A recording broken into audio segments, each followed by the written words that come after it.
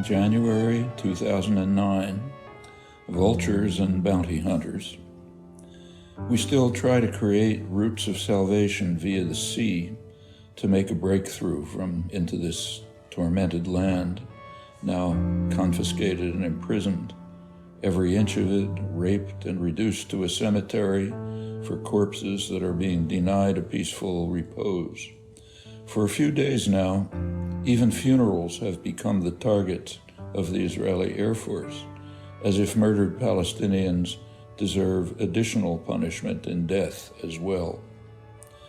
If a humanitarian passage is struggling to make its way and come in aid of a people at the end of their tether, the Spirit of Humanity, one of our Free Gaza movement boats, will try to be there for them. It sailed from Larnaca, Cyprus today, and will bring tons of medicines to Gaza's port, in addition to about 40 doctors, nurses, journalists, European parliamentarians, and human rights activists representing 17 different nations in all. Human beings, like myself, like many who vent their indignation, are ready to risk their lives rather than lounge passively in their living rooms watching news bulletins that reveal only a tiny fraction of what the massacre being inflicted upon us is doing here. On the 29th of December, my friends gave it a shot with dignity, but they were attacked by the Israeli Navy. It tried to sink them. They had to send out an SOS and fled to Lebanon with engine failure and a leak in their hull. On that occasion, it was only by pure chance that no one was badly hurt. So we hope human rights as well as the lives of the activists will be spared tomorrow. There are terrifying catastrophes in the world, such as earthquakes and hurricanes, inevitable natural phenomena. But Gaza endures an unnatural humanitarian catastrophe being perpetuated by Israel, damaging a people long reduced to abject poverty and submission. Gazans are a desperate people without bread or milk to feed their children. They no longer shed any tears when mourning, as their eyes are also on a strictly imposed diet. The entire world cannot ignore this tragedy, and if they continue to do so, we don't want any part of it. Every day we invoke someone above us to stop the genocide, but for tomorrow, all we ask is for our small boat to land in Gaza with its cargo of compassion and empathy. May the Palestinians also receive the same rights that Israelis or any other people on earth enjoy. The sea can be an anchor of hope or a scenario of destruction. According to the Ma'an press agency, with Reuters echoing their statement, the United States are about to ship 300 tons of weapons to Israel via cargo ships sailing from Greece. Weapons and enormous amounts of explosives and fuses, and all that's needed to raise thousands of houses to their foundations. There are 120,000 homeless displaced from Gaza to Jabalia already, but most, including many of my friends, haven't budged and have nowhere to flee.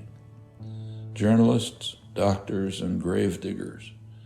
For 16 days, non-stop now, these have been the busiest professionals in Gaza, the circling vultures that follow in the wake of the bomber planes stir up more hatred among the Palestinians, especially towards those seated where the late lamented Yasser Arafat, 1929 to 2004, the former chairman of the Palestinian Liberation Organization, used to sit. They now itch to come and take over the throne, towering over Gaza's ashes. The death toll is now at 923, with 4,150 wounded, including 255 horrendously butchered Palestinian children. The number of dead on the Israeli side has thankfully stayed at 4.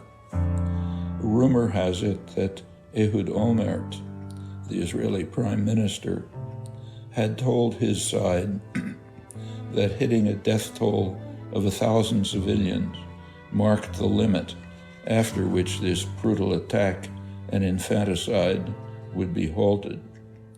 It's a bit like what happens in the Vucciria markets in Palermo, where quarters of beef are hung up to drip blood out in the open, and you haggle for the meat, so much per kilo.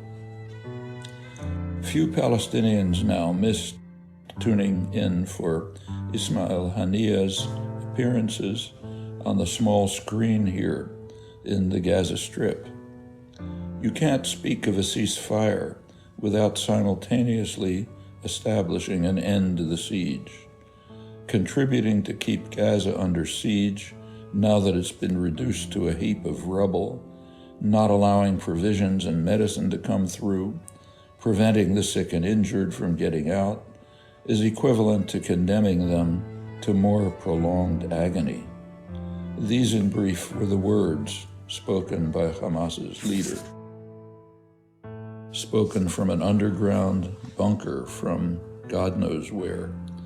These words find an echo in Gazan public opinion. This was the speech of a leader who could have fled and taken refuge elsewhere. To the contrary, he decided to risk a bomb being dropped on his head like everyone else. I was just interrupted while typing this piece by the usual intimidating phone call ordering us to evacuate the building before a bombing. I'm currently in the building where the main international media agencies operate, these being, among others, Al Jazeera, Ramatan, and Reuters. We were forced to unplug our PCs, rush downstairs, and crowd the street, where we kept our eyes glued to the sky, trying to pick out where the destructive thunder would strike from this time.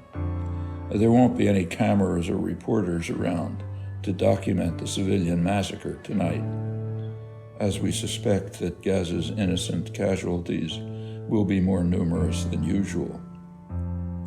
Still standing in the street, I stared at Alberto, winking at him.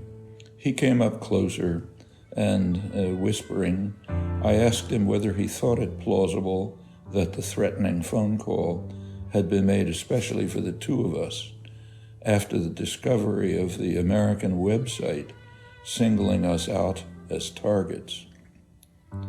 Alert the IDF military to target ISM. Number to call if you can pinpoint the locations of Hamas with their ISM members. From the U.S., call 011-972-25839-749. From other countries, drop the 011. Help us neutralize the ISM, now definitely a part of Hamas since the war has begun. Number 1 ISM target for the Israeli Air Force and IDF ground troops, Vittorio Arrigoni, pictured below, is currently in Gaza assisting Hamas. This is copied from stoptheism.com. Don't bother to visit this website or provide a link to it from your own website. It's a sociological case to be passed on to future generations for study.